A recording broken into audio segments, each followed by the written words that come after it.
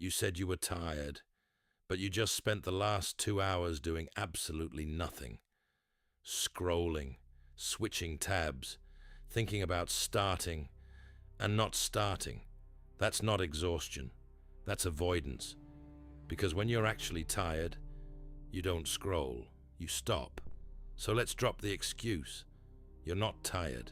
You're avoiding something you don't want to face. You sit down, laptop open, task in front of you. You know exactly what needs to be done, and still, you don't move. Your hand goes to your phone. You check something irrelevant. You come back, then leave again. It's not random. It's precise. Every move is designed to keep you away from starting. And after a while, you feel drained. Not because you worked, but because you resisted working. It's 11:40 p.m.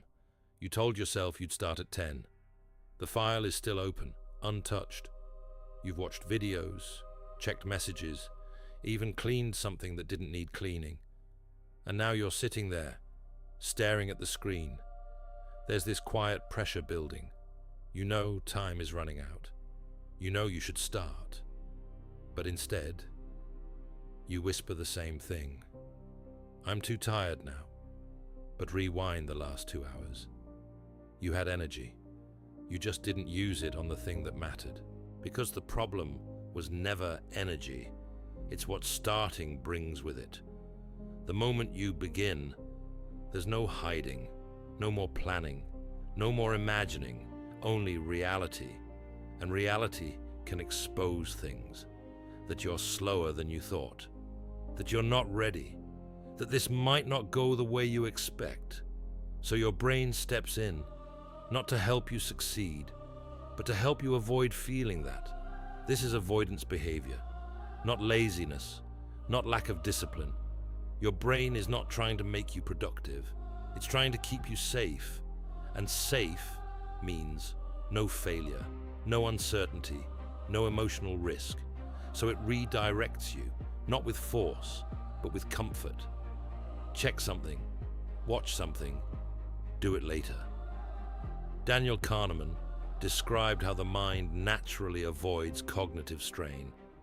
We choose what feels easier, even when we know it's not better. And what you're doing here is that exact mechanism applied to your life. Not just avoiding effort. Avoiding the moment where effort becomes real. Let's make this uncomfortable. You know the exact thing you've been avoiding. Right now, it's in your head. You've been circling around it all day, and every time it comes up, you feel that small resistance, that hesitation, that silent, not now. That's the moment. That's where everything breaks. Not because you're tired, but because you don't want to face what happens after you start. You might still say, no, I'm just exhausted. Then answer this. Why do you suddenly have energy when there's real pressure? Deadlines, consequences, last-minute panic. You focus, you act, you push through. Same brain, same body, different behavior. So it was never about energy. It was about what you were willing to feel. Think about that last-minute version of you. No hesitation, no overthinking, just action. Because in that moment, avoiding became more painful than doing. So you moved.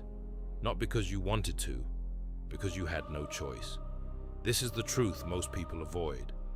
You don't have an energy problem. You have a threshold problem, a limit, a point where discomfort becomes too much, and you automatically step away. And the problem is, that threshold is low. So low that even starting feels like too much. As long as discomfort is optional, you escape it. The moment it's not, you act. Not because you changed, but because the threshold was forced higher. And every time you escape early, you lower that threshold. You make avoidance easier, faster, automatic, until even small tasks feel overwhelming. Not because they are, but because your brain learned, leave before it gets uncomfortable. So don't try to fix your motivation. That's not the problem. And don't wait to feel ready. That feeling is part of what you're avoiding. Instead, catch the moment, that exact second you're about to escape, when your hand moves to your phone, when your brain says, later. Stop there. Not to feel better, but to stay, because the entire pattern lives in that moment. Break it there, or repeat it again. You don't need more time. You don't need more energy. You need to stop leaving. Right when it starts to feel uncomfortable. You're not tired. You're just used to escaping before things get real. So next time it happens, don't ask yourself, why am I so tired?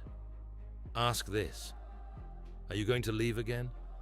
Or are you finally going to stay and face it? Because that decision, that exact moment, is where your life actually changes.